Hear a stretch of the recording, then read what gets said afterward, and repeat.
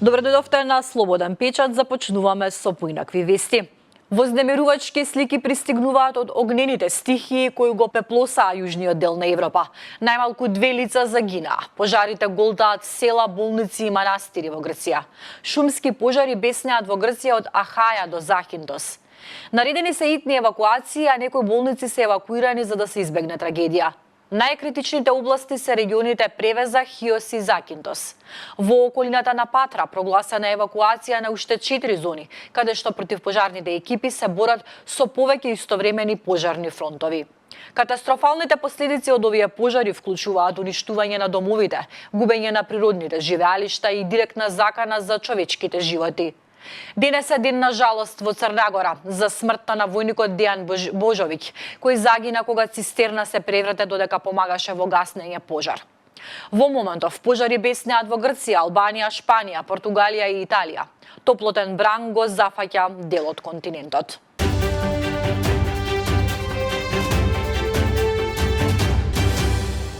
Немирна ноќ вчера во Србија ескалираа протестите.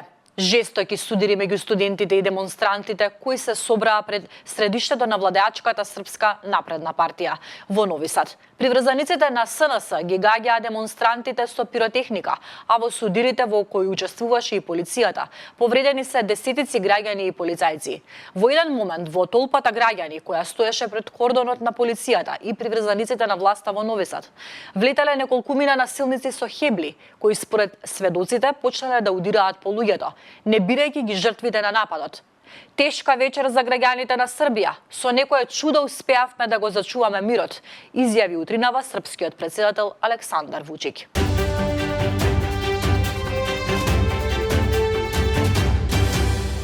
Хоророт што со години го живеат вработените во пералницата при клинички центар Мајка Тереза Скопје, кои што се грижат сите клиники да добијат чисти чаршафи за болните и хирурзите, да добијат облека за операциите, ја достигна својата кулминација.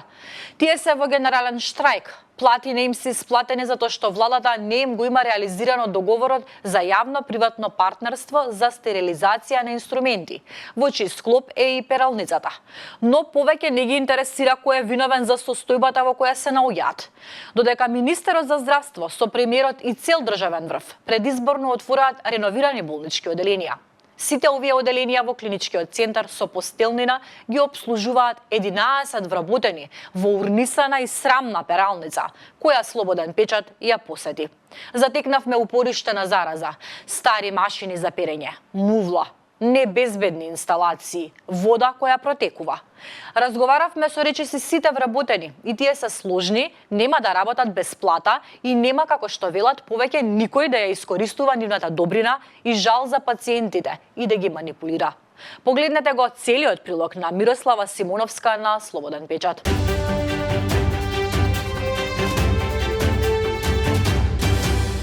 Шокантно тројно убиство ја потресе јавноста во регионот, откако во Боливија беа пронајдени телата на еден македонски и двајца српски државјани, спакувани во црни пластични кеси. Според неофицијалните информации што ги пренесува белградска политика, сите тројца биле брутално мачени пред да бидат ликвидирани.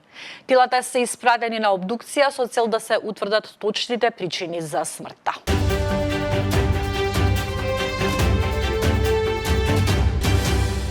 На вкусна вечера со милиардер. Премиерот Христијан Мицкоски седнал на маса на пријателска средба со основачот и извршен директор на видеоплатформата Rumble, канадски бизнисмен со македонско потекло, Крис Павловски, кој овие денови престојува во Преспа, од каде што потекнува. Во објава на социјалните мрежи, Мицкоски напиша дека со Павловски разговарале за перспективите и иднината на Македонија, како и за начините за искористување на сите можности кои би донеле развој и просперитет за македонските граѓани. Компанијата Rumble Cloud пред 6 месеци отвори подружница во Македонија. Овде се наметнува и прашањето: кој ја плати оваа вечера?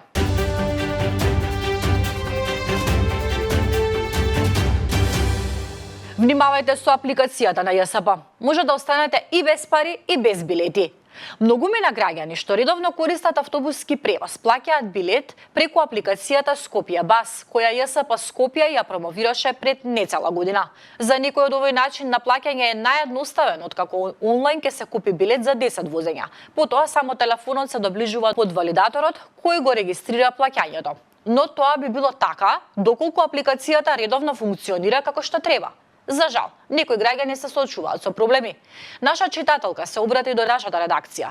Надополнив преку апликација билет за 10 возења и потоа како што е редот требаше да ми стигне код кој треба да се внесе за да може да се плаќа потоа во автобус. Кодот ми стигна по 2 дена, но џабе. Повторно не можам да ги искористам билетите затоа што штом го доближам телефонот до валидаторот ми покажува дека кодот е невалиден. Парите ми ги зема, билетите не можам да ги користам, а немам кај да се пожалам.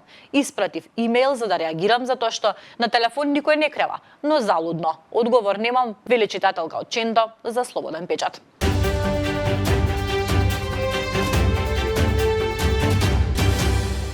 Дали кога пазарите во маркет, ја враќате количката или корпата за пазарење на место, или пак си ја носите дома, бидејќи несовесни муштери ги полнат количките со производи, ама ги оставаат на паркинзи или си ги носат до дома. Нема точна бројка за бројот на украдени пластични кушнички и колички за пазарење во домашните маркети.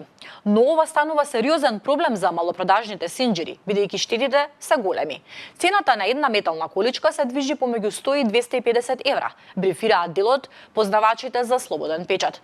Количките се собственост на продавниците, па дури и ако оставите депозит од 50 динари, нивното невраќање е сериозен прекршок. Продавачките велат дека во последно време не дозволуваат нивно изнесување надвор, иако има граѓани и компании кои ги преполнуваат и мора да ги возат до нивниот автомобил.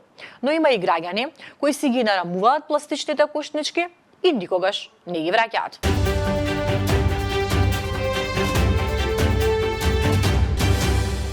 Фабриката за автомобили Фиат во Крагуевац се соочува со недостиг на работна сила, поради што планира да вработи 800 работници од Непал и Мароко.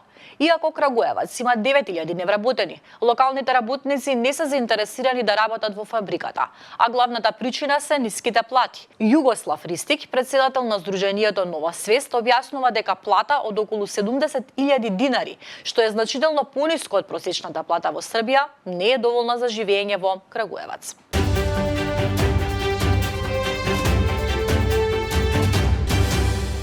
Што мислите? Дали Меланија и Доналд Трамп му купиле чевли на Џефри Епстин? Бидејќи, како што тврди Хантер Бајден, токму Епстин ги запознал, а обичаите налагаат така. Но, бидејќи сега Меланија не само што не го потврдува тоа дека Епстин е виновен за поврзувањето со нејзиниот сопруг, туку првата дама на САД, Меланија Трамп, се закани дека ќе го тужи за повеќе од $1 милијарда Бајден помалиот за оваа изјава. Адвокатите на првата дама, која се омажи за Трамп во 2005 година, го опишаат тврдењето на Бајден како лажно, омаловажувачко и клеветничко и провокативно.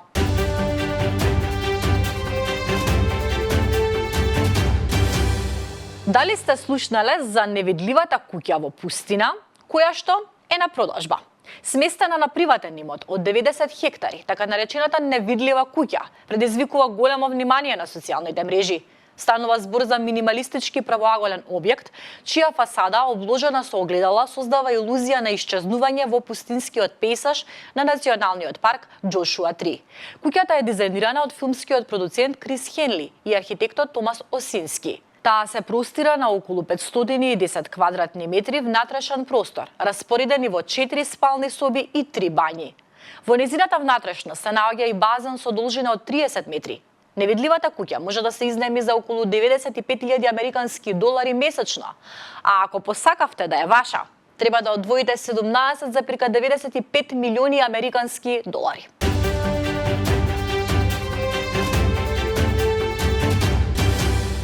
Нов четврток, значи нова епизода на Забавна зона.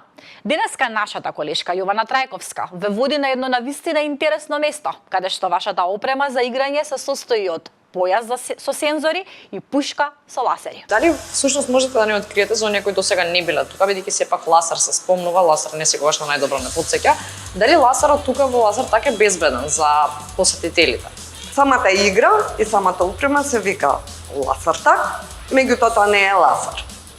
што е светлина, која што е целосно бейсболна, значи за разлика од пейнтбол или друг тип на ваков вид на игри, тука е целосно безбедна и играчите се целосно заштитени.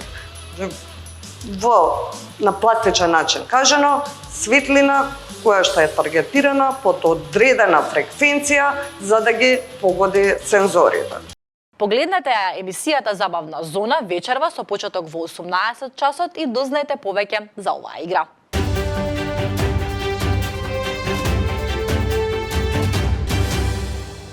Почитувани гледачи, тоа беше се во денешните поинакви вести. Ви благодарам за вниманието и за довербата. Повеќе информации ќе најдете на slobodnpečat.mk.